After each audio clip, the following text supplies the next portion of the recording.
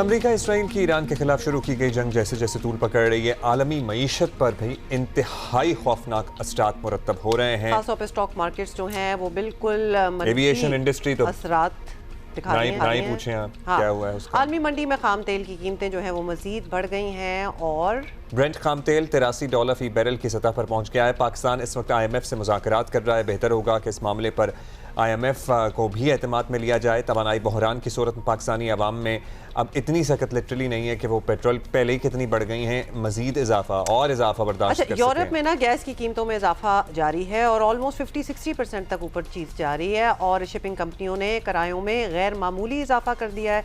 यही वो वजूहात हैं और फी कंटेनर $1500 से $3500 वॉर रिस्क सरचार्ज लगा दिया गया। फी कंटेनर की बात हो रही है, तो हमारे एक्सपोर्टर्स के लिए ये और महंगा हो गया है सौदा। अच्छा, फ़िज़ाई सर्विस जिस हम ये बात कर रहे हैं, मुतासर होने से एयरलाइन कंपनियां शदीद नुकसानात से दो चार हैं और मशरक़ वस्ता के 8 ममालिक की फ़िज़ाई हदूद जो है वो 5वें रोज़ भी मुअत्तल है। कुछ स्पेशल फ़्लाइट्स जो हैं वो इधर उधर जा रही हैं for the people who are stuck at the airports. और पाकिस्तान में भी आज 166 परवाज़ें मनसूख हुई हैं। टूरिज़म इकोनॉमिक्स की रिपोर्ट के मुताबिक मशरक़ वस्ता में जंग से खत्ते की सयाहत को बहुत नुकसान पहुंचा है। 60 अरब अमरीकी डॉलर्स तक का खदशा है, नुकसान का खदशा है कि जाएगा। जारी 2026 में खलीजी मुल्कों में गैर मुल्कियों की आमद 11 से 27% कम हो सकती है। एंड मतलब एक एविएशन इंडस्ट्री है, फिर जो टूरिज्म का पूरा जाहिर हब है। अभी मार्च अप्रैल तक सीजन ही था। वो तो अभी ये भी नहीं देखा भी नहीं गया कि एक्चुअली उसमें कितना लॉस हो रहा है। खुर्रम शहजाद हमें ज्वाइन कर चुके हैं, मुशीर वजीर खजाना है, उनसे बात करते हैं। ये बताइएगा सबसे पहले तो खुर्रम, अभी जो जंग चल रही है लग तो ऐसा ही रहा है कि अभी ये मामला शुरू हुआ है और लंबा चलेगा। हर चीज़ से इंडिकेटर से हमें यही लग रहा है। तो पहले तो बतौर माहिर मईशत ये बताएं कि आलमी सतह पर इसके क्या असरात हो सकते हैं।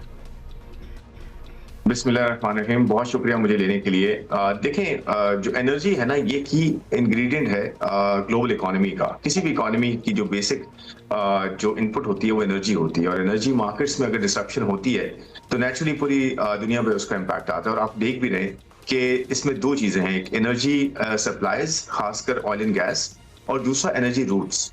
ये दो बड़ा जो है वो इंपॉर्टेंट फैक्टर्स हैं और खासकर मिडिल ईस्टर्न जो बेल्ट है पूरी, ये आपको पता है दुनिया में बहुत सिग्निफिकेंटली कंट्रीब्यूट करती है जहां तक ये तेल का ताल्लुक है, गैस का ताल्लुक है। और फिर ये रूट्स बड़े इंपॉर्टेंट हैं कि किस तरह से ये जो सप्लाईज हैं ये पहुंचती हैं दुनिया की बड़ी इकोनॉमीज की तरफ। और खासकर एशियन इकोनॉमीज आप देखें, जो चाइना की इकोनॉमी है, जापान है, इंडिया है, पाकिस्तान है और दूसरी जो एशिया पैसिफिक की इकोनॉमीज हैं, ये ज्यादा ग्रोइंग इकोनॉमीज हैं। इनको ज्यादा जो है जरूरत पड़ती है एनर्जी की। और अगर यहाँ पर डिस्ट्रप्शन हो रही है और ये कॉन्फ्लिक्ट की वजह से हो रही है, जंग की वजह से हो रही है, तो नेचुरली ये सारी इकोनॉमीज की ग्रोथ पे भी इम्पैक्ट पड़ेगा, इन्फ्लेशन पे भी इम्पैक्ट पड़ेगा, एक्सटर्नल अकाउंट्स पे भी इम्पैक्ट पड़ेगा। तो ये जो एनर्जी मार्केट्स हैं ये अगर प्रोलॉन्ग्ड बेसिस पे यानी कि बहुत लंबे अरसे तक अगर इस तरह से रहती हैं तो ऑफकोर्स तेल की कीमतें बढ़ती हैं, गैस की कीमतें बढ़ती हैं, जो बढ़ी भी हैं, आपने देखा भी है। और अगर कोई जो है इसकी कोई फोर्सिबल फ्यूचर उसका नजर नहीं आता कि लेट से 4 हफ्ते तक रुकती है, नहीं रुकती है, 4 हफ्ते के बियॉन्ड भी जाती है, तो उसका इम्पैक्ट ऑफ कोर्स सबसे पहली चीज ये होगी कि एनर्जी प्राइसेस जो है बढ़ती रहेंगी और एक उसका इम्पैक्ट ये होगा कि इन्फ्लेशन पे आएगा। हुकूमती नुमाइंदे, आपसे हम सर्टनली ये जानने में इंटरेस्टेड हैं कि हमारी तैयारी क्या है। तवानाई का बहरान खड़ा हुआ तो हम भी सर्टनली उसकी लपेट में आएंगे। शिपिंग लाइन्स वगैरह का मसला पहले ही चल रहा है। So what are we prepared for, क्योंकि हमें बड़ा क्लोजली मॉनिटर करना होगा इसको।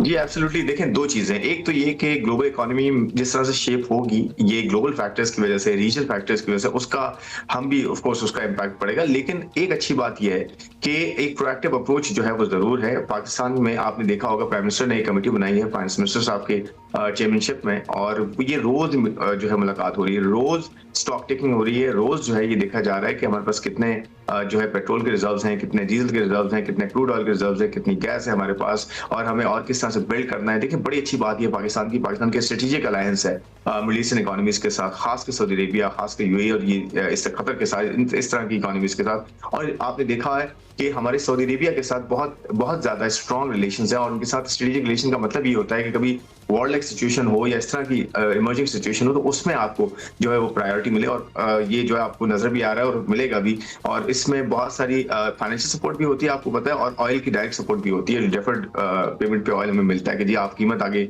कर दें और कीमत जो है पेमेंट आगे कर दें और ऑयल आज ले लें। तो इस तरह की बहुत सारी चीज़ें अरेंजमेंट ऑलरेडी इन प्लेस हैं और शुक्र की बात यह है, अल्लाह का शुक्र है कि हमारे पास जो आज रिजर्व्स हैं जो सफिशिएंट हैं काफ़ी ज़्यादा हमारे पास, और कोई घबराने की ज़रूरत नहीं है, हम बिल्कुल वेल प्लेस्ड हैं। लेकिन ये ज़रूर है कि आपको आगे जाते हुए जो है वो इम्पैक्ट्स नजर आ सकते हैं अगर ये प्रोलॉन्ग होती है चीज in terms of price, let's say in terms of pass on हो सकता है, तो नेचुरली जो ग्लोबल फैक्टर्स होंगे उसका इम्पैक्ट होगा। चलिए, you are saying we are still at the moment in a comfortable position. ये बताएं कि तेल की कीमत में अब रोज़ाना की बुनियाद पर उतार चढ़ाव होगा। ऑब्वियसली सप्लाई का इशू तो ऑलरेडी है।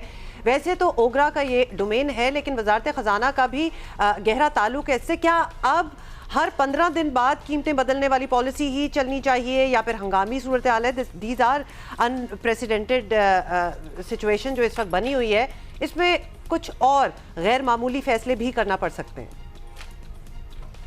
जी बिल्कुल, देखें गैर मामूली फैसले हो सकते हैं, वो जब सिचुएशन आएगी तो उस वक्त देखा जाएगा। लेकिन इन प्लेस ये डिस्कशंस बिल्कुल हैं कि किस तरह से कंजर्वेशन पॉलिसी हम अपना सकते हैं, कैसे 2 घंटे 2 दिन या 1 दिन या 2 दिन पूरा का पूरा जो है हम किस तरह वर्क फ्रॉम होम कर सकते हैं, किस तरह रोड पे गाड़ियां कम से कम हो, किस तरह मार्केट जल्दी बंद हो, कंजर्वेशन पॉलिसी जो होती है एनर्जी की, ये बड़ी इंपॉर्टेंट चीज नहीं। ऑलरेडी टूल्स वो हैं जो कि यूज करके और आप जो है काफी हद तक अपने आप को बेहतर कर सकते हैं ताकि आपकी सप्लाई और डिमांड में एक तनासुब रहे। ये ना हो कि जी आपकी जो है सप्लाई हो ना और डिमांड बढ़ती रहे, तो डिमांड को आपने बड़ा तरीके से जो है वो हैंडल करना है। और इसमें प्राइस के जो है वो चेंजेस भी आ सकती हैं इसके अंदर जो है, और बहुत सारे टूल्स हैं जिसके थ्रू आपके जो एनर्जी की सप्लाईज है और एनर्जी की डिमांड है इनको कंटेन किया जा सकता है। तो डेफिनेटली इसमें आप 1 हफ्ते की प्राइस चेंज कर लें, आप 15 दिन की प्राइस चेंज कर लें, इस पर डिफरेंट जो है वो डिसीजंस जो है टेबल पर हैं, डिस्कस हो रहे हैं।